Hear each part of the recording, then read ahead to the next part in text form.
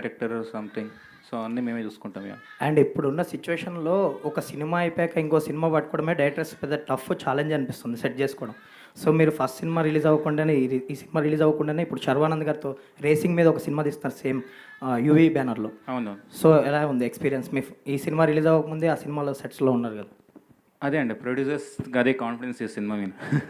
So, డెఫినెట్‌గా lucky అండి. Because ఈ సినిమాని ఇది వచ్చింది.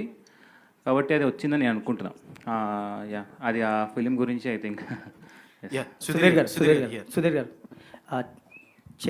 చరిత్కి సంబంధించిన వీడియోస్ ఏమొచ్చినా కానీ వైరల్ అవుతుంటాయి. తన జిమ్నాస్టిక్స్ సంథింగ్ ఎలాంటివి చేసినా ఫ్యాన్స్ కూడా వాళ్ళ మామయ్యతో పోలికలు ఉన్నాయని పోలుస్తూ ఉంటారు. సో, తన ఎంట్రీ ఎప్పుడు ఉండబోతుంది? ఏమైనా ప్లాన్ చేస్తున్నారా ఇప్పటి నుంచి ఏమన్నా?